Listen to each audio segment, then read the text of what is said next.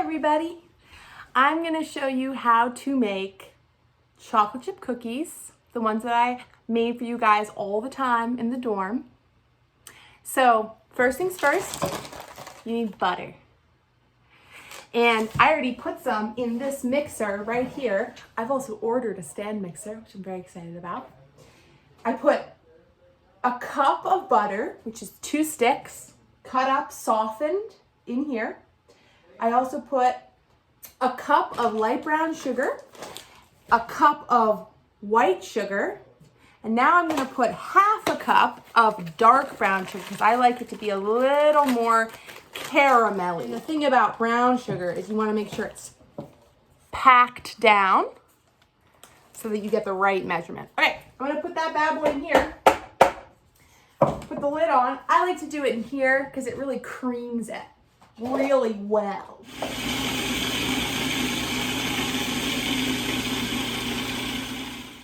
You may need to go along the sides partway through to make sure it stays on the bottom and doesn't get up on the sides, hence not mixing.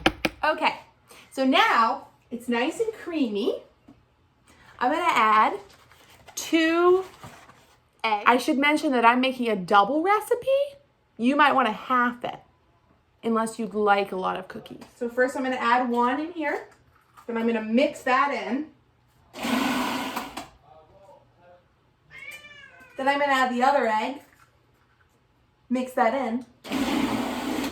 Don't forget to spatula down the sides.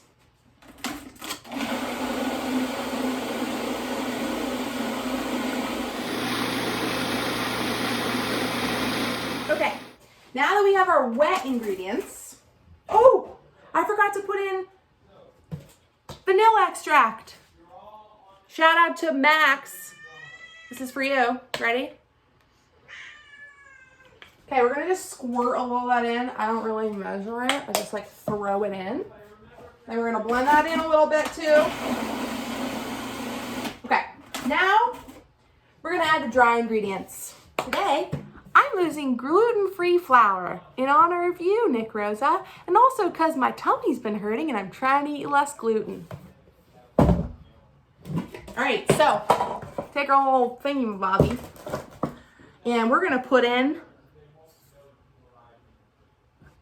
2.5 cups of flour. Again, remember I'm doing a double recipe.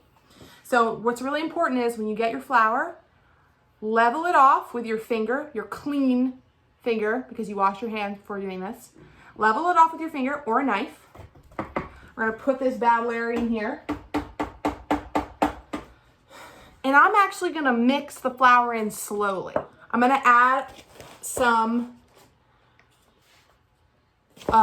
baking soda. And now I'm kind of a crazy baker, so I don't actually measure my baking soda, but it does say that I need a teaspoon of baking soda. So I kind of just eyeball it. But if you're not crazy like me, you can use a baking utensil.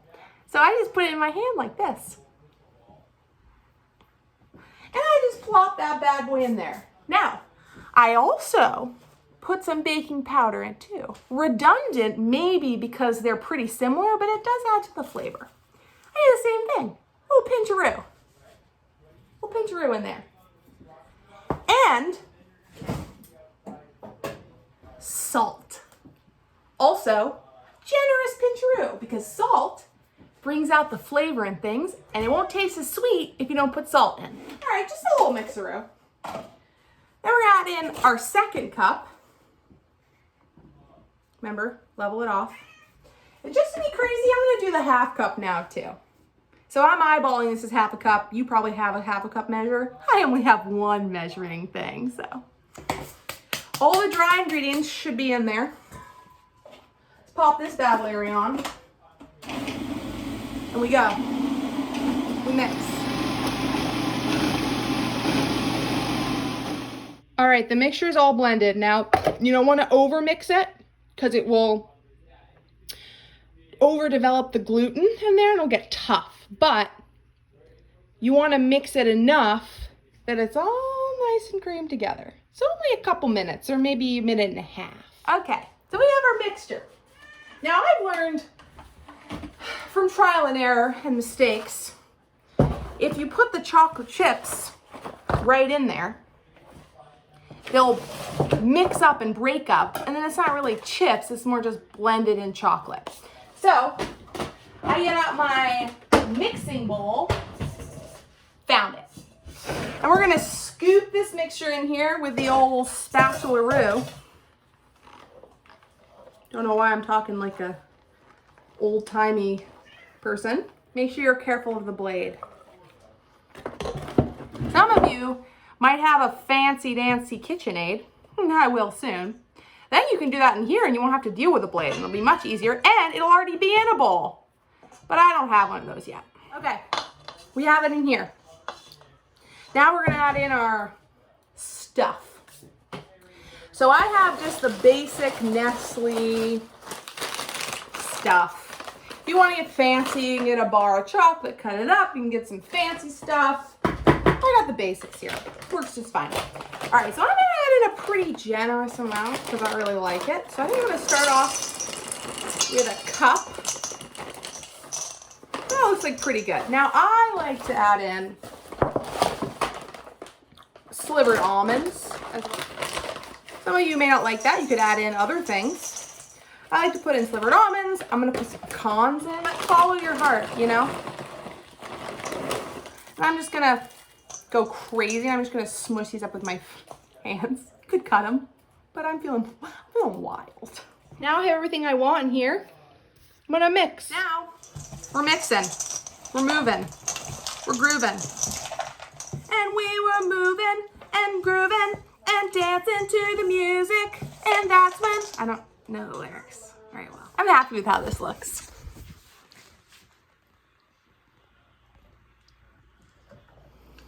And throw that away. Done. This is gonna go in the fridge half an hour, just until it's cooled down a little bit. Now listen, this is important. There's cameras there. This is important, is that's what gives it a really good chewy flavor. You gotta chill it for half an hour to an hour, okay? Here we go.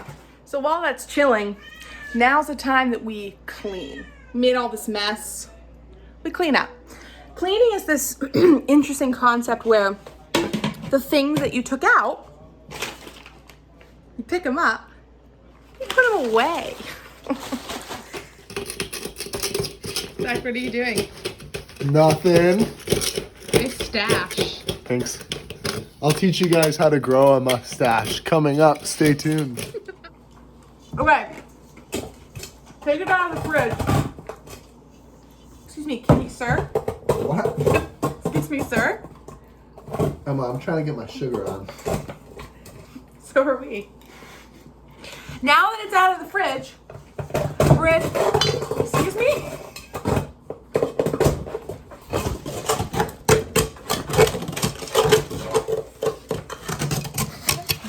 Hell. This is your darkest hour. This is solidified maple sugar candy kind of stuff. All right, while that's going on, we're gonna take a spoon. Buffoon. And we're gonna spoon this, balls about this size, onto a baking sheet that has parchment paper on it. While this is happening, your oven should be preheating. Okay, I don't wanna call you out, but your oven should be preheating right now. Oven should be preheated to 350. This is how far apart they should be spaced. Okay? Like this. Now, we're gonna put these bad boys in the oven. I like to have them in the oven for 10 to 12 minutes, depending on size, but I always check them around 9 minutes.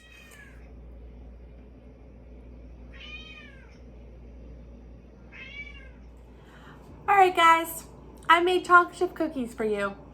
I hope that you make them at home with your family I bet you have the ingredients in your house, if not for chocolate chip cookies, for a different kind of cookie. I wish you guys were here to eat these with me, but make them at home, okay?